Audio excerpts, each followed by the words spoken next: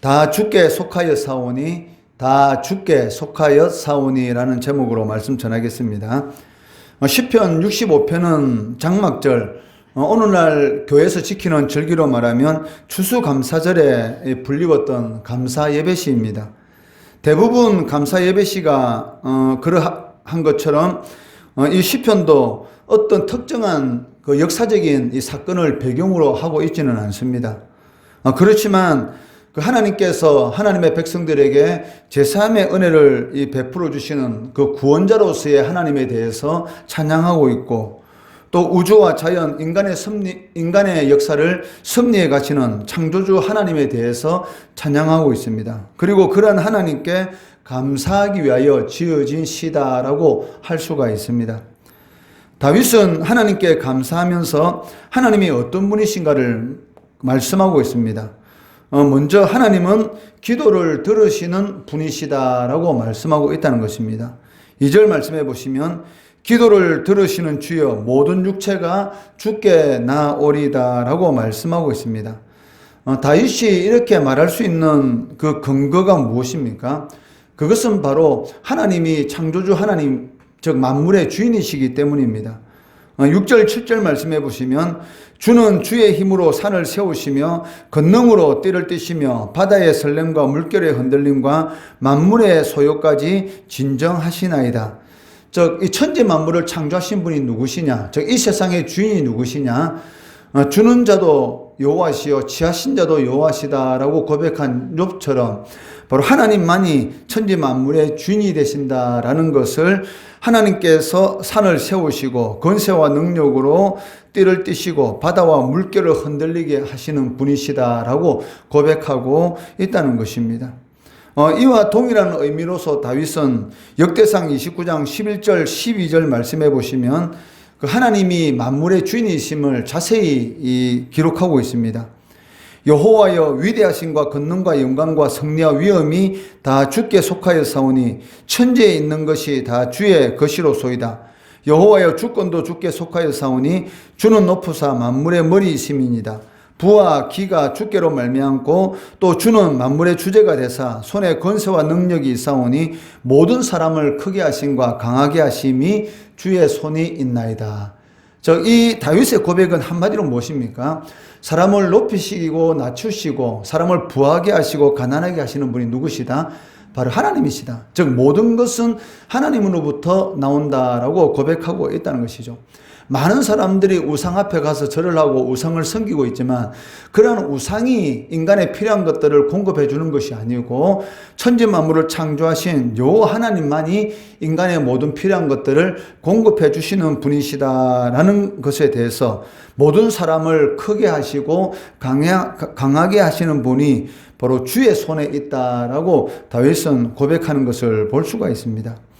이는 다윗뿐만이 아니죠. 그 욥도 이 고난 가운데서 하나님이 만물의 주인이시다. 즉 하나님의 절대 주권에 의해서 이 세상 모든 것들은 움직여가는 것이고 하나님의 뜻에 의해서 줄 자에게는 주시고 취할 자에게는 취하신다라는 것을 욥도 고백하고 있다는 것이죠.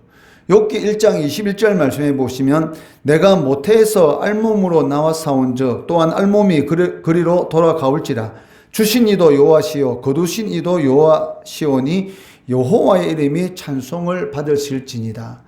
이게 욥의 위대한 고백이지 않습니까? 인간이 겪을 수 있는 극도의 이 고난 가운데서 하나님을 원망하고 불평하는 것이 아니라 하나님의 섭리를 믿음으로 바라보면서 하나님이 주셨으니까 하나님이 가져가시는 것 당연한 것이 아니냐, 여기에 대해서 내가 무슨 말을 할 수 있느냐라고 고백하고 있다는 것입니다. 이처럼 만물의 주인이신 하나님께서 반드시 하나님의 백성들의 기도를 들으신다는 것이죠. 이것은 예수님께서 보증하고 계시는 것입니다. 누가복음 18장 7절 말씀해 보시면 하물며 하나님께서 그 밤낮 부르짖는 택하신 자들의 원한을 풀어주지 아니하겠느냐, 그들에게 오래 참으시겠느냐. 즉 하나님께서는 오래 참지 않으신다는 것입니다. 부르짖는 자, 하나님의 백성들의 기도를 반드시 들어주신다라고 말씀하고 있습니다. 그런데 왜 하나님께서 우리의 기도를 들어주지 않는 것처럼 느껴질까요?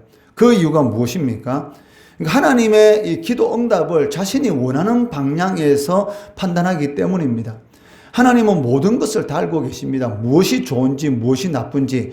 어린아이가 칼을 달라고 칼을 줄 부모가 있겠습니까? 없죠. 어린아이는 칼이 좋습니다. 그런데 그 어린아이에게 부모가 칼을 쥐어주면 어떻겠습니까? 자기 몸을 상하게 한다는 것이죠. 그러니까 부모는 어린 자식에게 무엇이 좋고 무엇이 나쁜 것을 너무나 잘 알고 있기 때문에 좋은 것을 주려고 하는데도 불구하고 아이는 자기가 원하는 것을 주지 않는다고 울고불고 보채는 것을 볼 수가 있습니다. 우리도 마찬가지죠.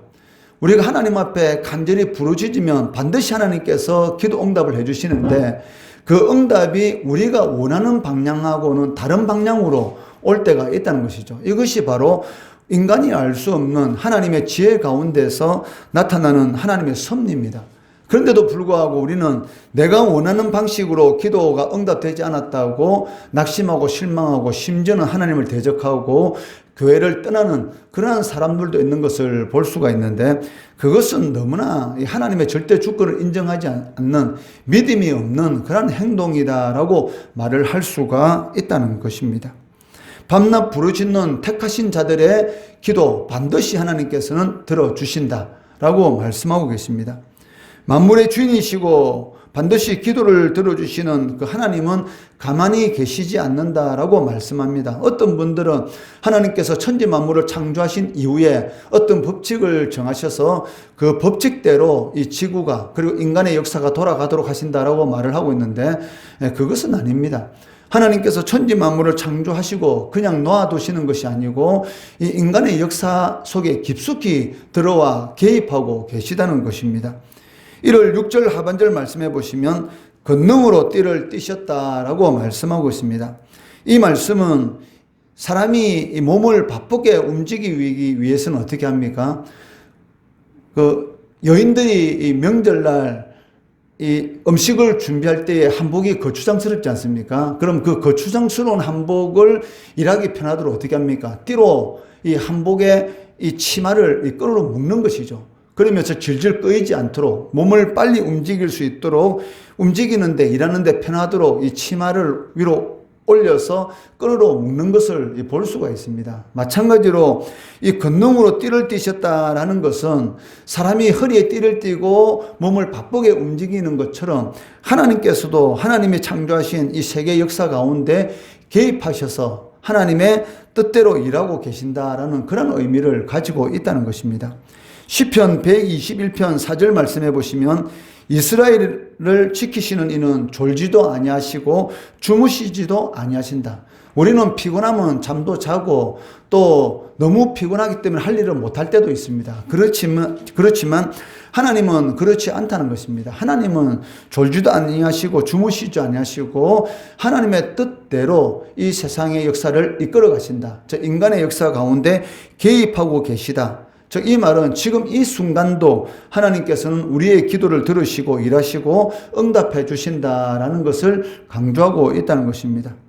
이런 하나님의 일하심 그리고 돌보심에 대해서 다윗은 이렇게 기록하고 있습니다.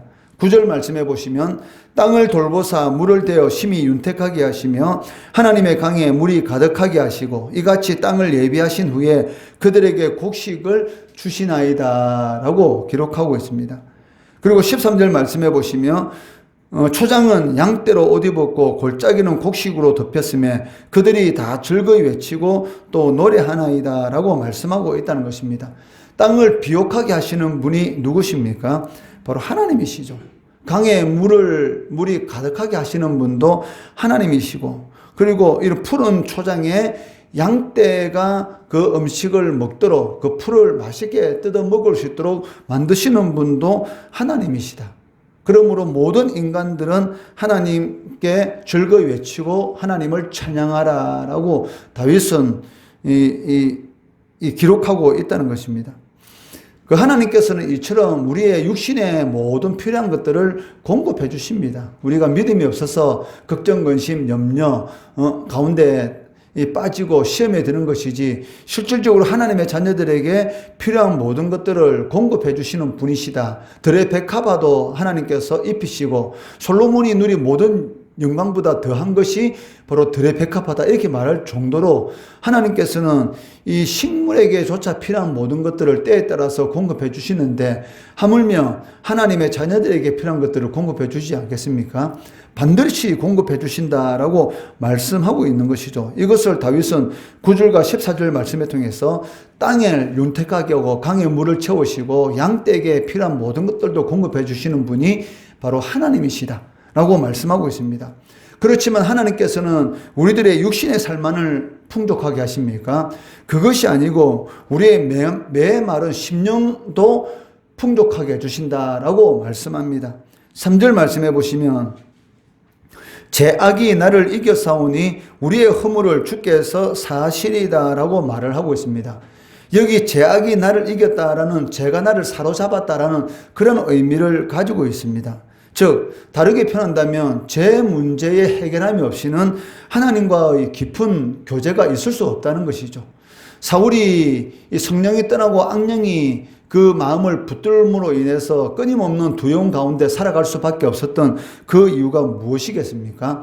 가룟 유다가 예수님을 팔은 그 이유가 무엇입니까? 바로 사단이 역사하였기 때문이다라고 성경은 기록하고 있다는 것이죠. 그러니까 죄에 사로잡히게 되면 그 마음속에는 항상 이 메마른 상태, 이 가뭄 가운데 땅이 갈라지는 그런 상태 가운데서 고통받을 수밖에 없다는 것입니다. 그렇기 때문에 이 죄 문제의 해결함이 없이는 절대로 하나님이 주시는, 즉 세상이 줄 수 없는, 마셔도 목마를 수밖에 없는 그런 것과는 비교할 수 없는 영원한 이 메마르지 않는 그런 생명의 은혜를 누릴 수가 없다는 것이죠. 그런데 이러한 죄 문제를 해결할 수 있는 분은 단 한 분밖에 계시지 않습니다. 바로 누구십니까? 바로 하나님이신 것이죠.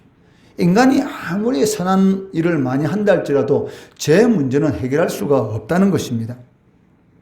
이사야 59장 2절 말씀해 보시면 오직 너희 죄악이 너희와 너희 하나님 사이를 갈라놓았고 너희 죄가 그의 얼굴을 가리어서 너희에게서 듣지 않으시게 함이니라 라고 말씀하고 있다는 것이죠. 하나님의 백성과 하나님의 사이를 갈라놓는 것은 유일하게 바로 이 죄밖에 없습니다. 우리가 가난하다고, 우리가 미련하다고, 우리가 힘이 없다고, 그리고 우리가 병들었다고, 우리가 세상 가운데서 별 볼 일 없는, 아무 능력이 없는 그런 삶을 살아간다고 하나님과 우리 사이가 갈라지는 것이 아니라는 것이죠. 어떤 상황 가운데, 심지어는 불 가운데, 물 가운데, 그런 상황 가운데 있다 할지라도 불이 우리를 태우지 못하도록, 그리고 물이 우리를 침몰시키지 못하도록 하시는 분이 누구시냐? 바로 하나님이시다. 이것은 이 다니엘의 세 친구의 이 풀무불 가운데 역사를 보더라도 그리스도께서 그 가운데 이 신들의 아들과 같은 사람이 있는 것처럼 그리스도께서 임마누엘 하나님의 역사로 그 다니엘의 세 친구를 보호해 주시고 베드로가 이 폭풍우 치는 물 가운데 예수님을 바라볼 때에 물 위를 걸은 것처럼 하나님께서는 우리가 불 가운데 물 가운데 있다 할지라도 언제든지 우리와 함께 하시는 것이죠. 그런데 함께 하지 않는 역사가 일어나는 순간은 단 한순간입니다. 무엇입니까? 바로 죄가 있을 때, 바로 이 죄의 문제가 해결되지 않을 때는 하나님께서는 우리와 함께 하지 않는다. 즉 죄가 하나님과 우리의 사이를 갈라놓는다는 것입니다. 아담과 하와가 죄를 짓기 전까지만 하더라도 하나님과의 깊은 영적인 이 관계 가운데 있습니다. 언제든지 하나님 앞에 나아가서 하나님 앞에 재롱을 피우고, 그리고 하나님의 대리자로서 하나님께서 창조하신 이 세계를 다스리는, 그리고 정복하고 생육하고 번성하는 그런 은혜를 누리고 있었던 것이죠. 그런데 죄가 들어오고 나니까 어떻게 됩니까? 그냥 숨는 것이죠. 언제든지 하나님 앞에 숨고, 나무 뒤에 숨고, 그리고 자신의 이 몸이 벗은 것을 알고 자신의 노력으로 수치를 가리려고 하는, 죄를 가리려고 하는 그런 무모한 행동을 하는 것을 이렇게 볼 수가 있다는 것이죠. 그렇기 때문에 이 죄 문제가 해결되지 않고는 하나님이 주시는 그런 풍성한 은혜, 다르게 말한다면 기도를 언제든지 들으시는 그 하나님의 응답을 받을 수가 없다는 것입니다. 죄가 있으면은 기도 응답도 자신이 원하는 방식으로 응답이 돼요. 그러니까 하나님의 기도 응답이 아닌 자신이 스스로 기도 응답을 만들어가고 그 일을 한다는 것이죠. 기도라는 것은 무엇입니까? 나의 생각과 나의 모든 지식들을 다 내려놓고 하나님께서 말씀하시면 그 말씀대로 하겠습니다라는 그러한 이런 복종의 그런 마음을 가지고 하는 것이 기도입니다. 그런데 이 하나님과의 관계가 잘못되면 기도는 하고 있는데 그 응답은 누가 결정하는 것입니까? 자기 자신이 결정하게 되는 것이죠. 그러니까 분명히 하나님께서 어떤 응답을 해주셨는데 그것은 아니죠. 왜? 내 생각에 볼 때 그것은 아닌 것입니다. 왜? 하나님과의 관계가 막혀 있으니까 그것이 하나님의 뜻인데도 불구하고 전혀 모르고 자신이 원하는 방식으로 사실은 결정하게 되는 것이죠. 그러고 나서 나중에 하는 말이 무엇입니까? 응답받았다. 이렇게 말을 하고 있는 것을 볼 수가 있다는 것이죠. 3절 하반절에 보시면 우리의 허물을 주께서 사시리다. 인간에게 있어서 가장 큰 은혜가 무엇이겠습니까? 바로 오늘 이 4절 말씀처럼 주께서 택하시고 그리고 주께서 가까이 오게 하사 주의 뜰에 살게 하신 사람, 그 사람이 진정으로 복이 있나이다. 사실 실질적으로 우리의 삶 가운데 하나님께서 공급해 주시는 육신적으로 필요한 이것은 하나님께서 하나님의 택한 백성들에게 주시는 이 주의 뜰에 살게 하시는 즉 구원의 은혜에 비하면 아무것도 아니라는 것이죠. 그런데 사실은 우리는 어떻습니까? 저도 그렇고 여러분도 그렇고 이 구원의 은혜보다는 실질적으로 육신적으로 누리는 이런 그런 만족감, 이것에 더 중요시 여기는 경우가 얼마나 많은지 모릅니다. 그렇지만 사실은 그것은 하나님께서 베풀어 주신 주께서 택하시고 가까이 오게 하사 주의 뜰에 살게 하신 사람은 복이 있나이다. 우리가 주의 성전의 아름다움으로 만족하리다. 새벽 미명에 주의 전에 나와서 이렇게 하나님 앞에 찬송하고 기도하고 하나님의 말씀을 듣고 또 하나님의 말씀을 붙들고 기도할 수 있는 것, 이것이 얼마나 큰 은혜인지 지금 이 순간도 하나님의 백성이라 하면서도 얼마나 많은 사람들이 그냥 따뜻한 방 입을 덮고 얼마나 꿈속 깊은 그 나라에서 헤매고 있는지 모릅니다. 그렇지만 우리는 그래도 이렇게 하나님의 전에 나와서 이 추운 날씨에 하나님 앞에 나와서 기도할 수 있는 것, 그 은혜가 얼마나 큰지 깨닫고 하나님 앞에 구할 수 있다는 것, 이것이 얼마나 큰 은혜입니까? 사실은 이거 하나만으로도 만족할 수 있는 것, 그것이 하나님의 큰 백성이죠. 무화과 나무에 열매가 없고 포도나무에 이런 감람나무 이런 결실이 없는, 그리고 우리의 양이 없고 외양간에 소가 없다 할지라도 요 하나님 한 분만으로도 기뻐하고 즐거워할 수 있는 것, 이것이 성도들에게 있어서의 가장 큰 은혜라는 것이죠. 이러한 은혜를 누리시는 우리 성도 되시기를 주의 이름으로 축원합니다.